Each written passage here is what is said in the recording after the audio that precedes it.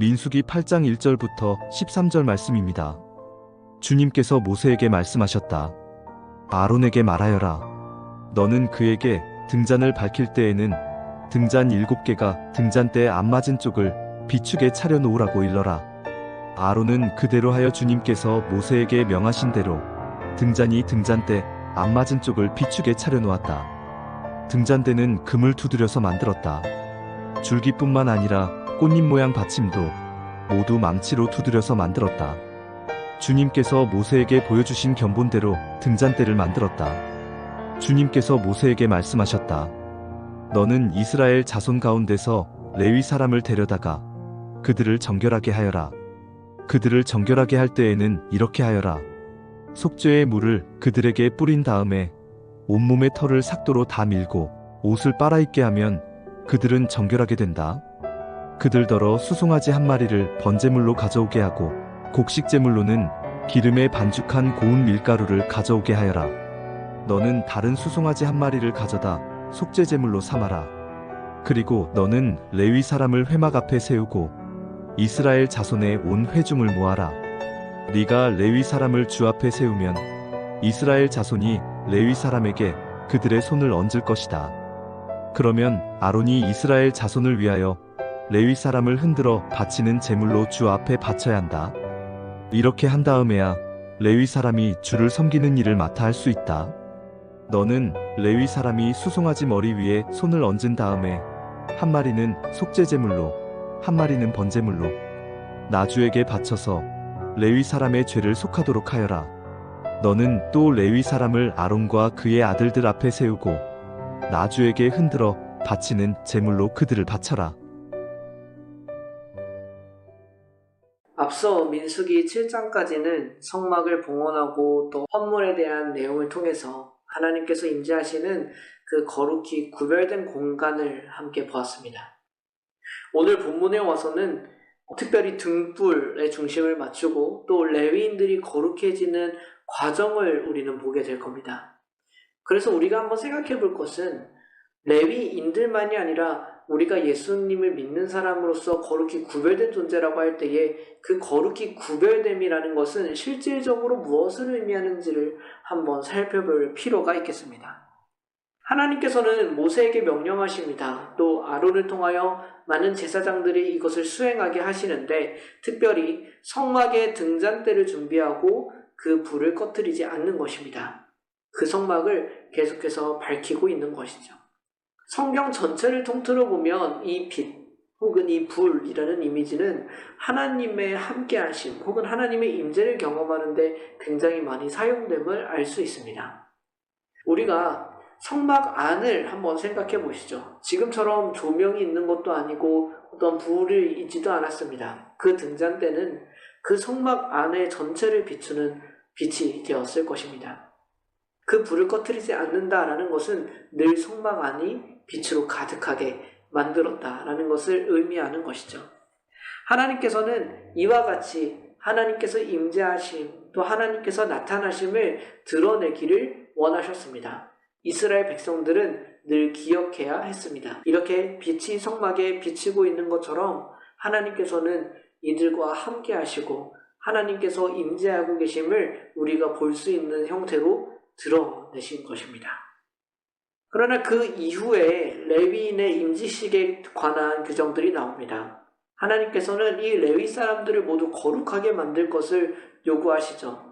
특별히 구별되어 여호와의 장막에서 일하는 사람들이구나 라는 것을 이해한다면 너무나도 당연한 조치임을 우리가 알 수 있습니다. 이들은 속죄의 물로 씻고 전신에 털을 밀며 옷을 세탁하고 목욕하는 과정을 지났습니다. 쉽게 말하면 이렇습니다. 그들은 자신의 몸과 자신이 가진 것을 깨끗하고 정결하게 했어야만 했습니다. 우리가 이것을 통해서도 거룩히 구별된다라는 것이 무엇인지를 조금은 알게 됩니다. 우리의 더러움을 씻어내는 것입니다. 우리가 앞서 그 등불이 하나님의 임재를 상징하고 하나님께서 우리에게 빛을 비추신다는 것을 상징했다라고 했을 때에 거룩하게 구별된다라는 사실은 하나님의 임재와 연결이 될 수밖에 없습니다. 즉 하나님께서 우리를 부르시지 않으시고 하나님께서 우리와 함께하지 않으시면 우리는 거룩하게 구별될 수 없습니다. 그래서 여전히 거룩하게 구별된다는 것 또한 하나님으로부터 시작합니다. 그러나 그 다음에 우리는 어떤 과정이 분명히 있어야 되냐면 우리 자신이 정말로 깨끗하고 정결한 상태, 즉 죄에서 멀어져 있고 하나님 앞에 어떤 더러움과 불경건함을 드러내지 않는 모습이 우리에게는 필요하다는 것이고, 그렇기 때문에 이전에 있었던 삶의 모습들과 그 더러운 찌꺼기들을 내버리는 순간들이 우리한테는 필요하다라는 것입니다. 거룩하게 구별된 사람한테는 이것이 늘 필요한 법입니다. 그 다음에 레위인들, 그들은 제사를 드리고 이스라엘 백성들이 레위인에게 안수함으로 그들이 이스라엘을 대표한다는 사실을 나타내고, 또 레위인은 그렇게 여호와께 봉사하는 인생으로 하나님께 드려집니다. 그들은 이제 여호와를 위하여 일하는 사람들, 하나님을 위하여 일하는 사람들입니다. 우리도 마찬가지입니다. 거룩하게 구별되었다라는 것은 우리가 하나님께 드려진 바 된 존재다라는 것을 나타냅니다. 그러나 우리는 특별히 교회에서 일하는 것도 아니고 구별된 사람들도 아닌데 정말로 우리도 이 말씀에 적용되나요? 라는 질문에는 여전히 우리는 그렇다라고 대답해야 됩니다. 무슨 말이냐면 교회와 관련된 일들만이 하나님의 일이 아니기 때문에 그렇습니다.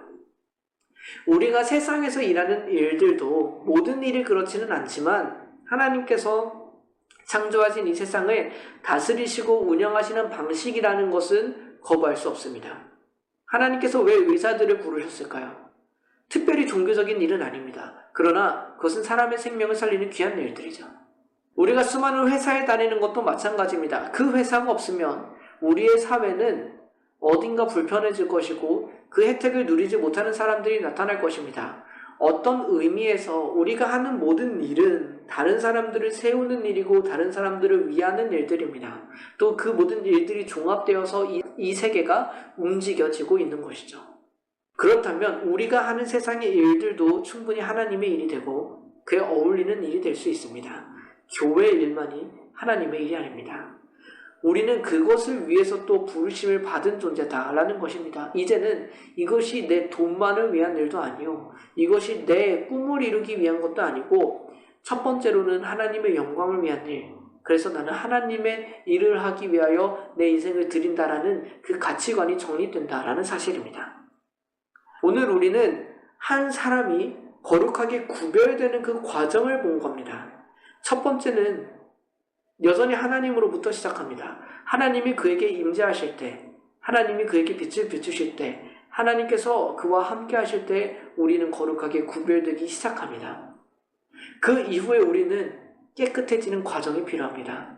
예수 그리스도의 보혈로 우리의 죄에 사함받고, 또 우리가 그 더러웠던 삶과 과거를 정리함으로써 우리가 정결함, 그 경건을 지키기 위하여 애쓰는 그 삶, 그것이 우리를 거룩하게 또 구별되게 만듭니다.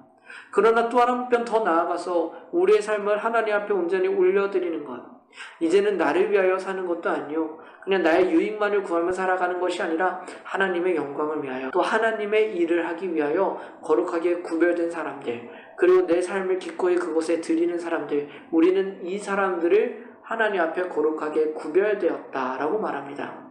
오늘 말씀 앞에 선 우리가 이들이 되기를 간절히 소망합니다.